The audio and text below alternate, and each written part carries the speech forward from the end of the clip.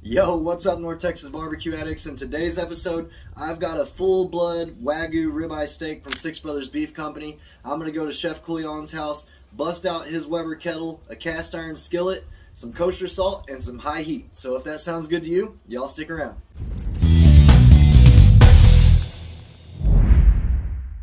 Alright everybody, so we got our Weber Kettle fired up to about 325, anywhere between 325 350 degrees. Because really what we're wanting to do with this Wagyu steak is sear it real hot and fast. So we don't want any in-between time on our cooking. We just want to get this thing done. We're talking literally like a minute and a half each side. And we're going to put this cast iron skillet right over the charcoal. And while we do this, we're going to go ahead and spray it just a little bit. You could use a little bit of the fat from the steak if you wanted to. But we're going to hit it with a little bit of canola oil. Not a ton, because the more oil you use, the harder it is to create a sear. So I'm going to shut this lid down. I'm going to let that heat up for about 3 to 5 minutes. We're wanting to get anywhere between 350 to 400 degrees on this cast iron skillet surface. And then we're going to sear this Wagyu steak up. So y'all stick around. Alright guys, so we're at about 350 degrees on this side of the cooker. Check that out. We got this beautiful Wagyu steak, 100% blooded Wagyu steak.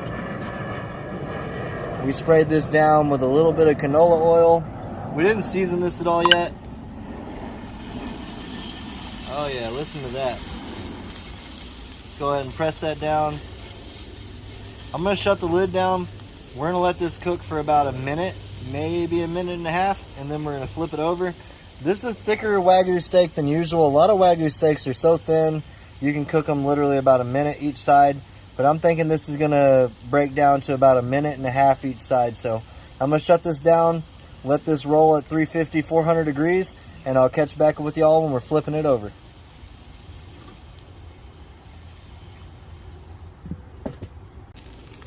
So a lot of times when you're working with cast iron and a grill and charcoal, you're just kind of winging it.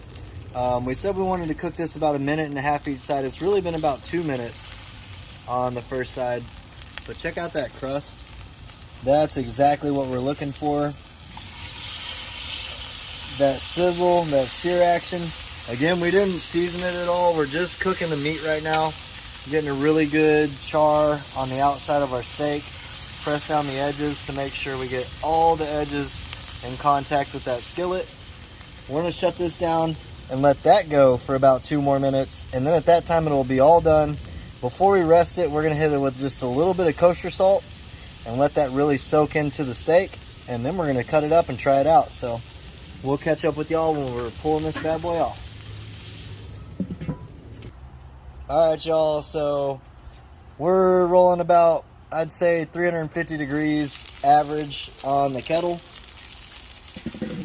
That sizzle's what you want to hear. We got a little bit of kosher salt. Like I said, we didn't season this before we cooked it. I like to season Wagyu after it's cooked because those juices are out. We're going to let it rest and let that soak up all that salt. And honestly, you could put some pepper in this if you wanted to, but I really don't see the need. So we're going to do that. We're going to flip it. Look at that sear. Beautiful. Just hit it with a little bit more kosher salt. Don't skimp out on the salt. Get some good salt. Do kosher. Better granules. There we go. This bad boy is good to go. Check that out. Beautiful. Dripping. Got that salty goodness. We're going to go ahead and put it in this pan, let it rest for about 5 minutes, and then we'll cut into it and give it a try. Alright guys, so we've been letting this rest for about 5 minutes in this aluminum pan with the cover on it. It's really important to rest your steaks. Honestly, anything that you're cooking, at least a little bit, just to let those juices recollect. Speaking of juices, look at how much juices came out of this steak. Got a beautiful crust on there. Pretty good looking steak there.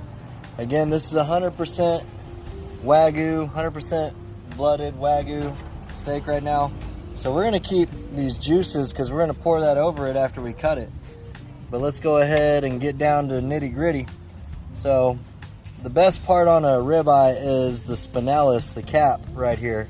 This is where typically a butcher's not going to give that to you. So we're going to go ahead and take that. We're going to go ahead and take that and just divvy that off to the side. That's the best cut on the entire steak right there.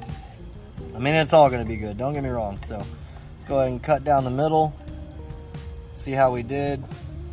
Got a good crust, completely juicy. Look at that. Oh yeah, 100% juicy. Smells like beef and smells like salt. Let's go ahead and cut some of this cap. That's what I want to try. Right there, 100% juicy. You see that fat rendered down beautifully. It's gonna keep all this beef nice and tender. All right, guys, let's. I'm gonna go ahead and slice this up a little bit more, and we'll turn the camera around and give it a try. All right, guys, just like that, in 3 to 5 minutes, you can cook a beautifully cooked Wagyu steak.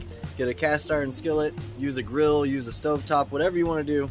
This has so much marbling in it, it's going to cook quickly. So 3 to 5 minutes, you've got a perfectly cooked medium, rare, medium Wagyu steak, and this is what we got. Just kosher salt, cast iron skillet, and 350-degree heat. So let's check it out.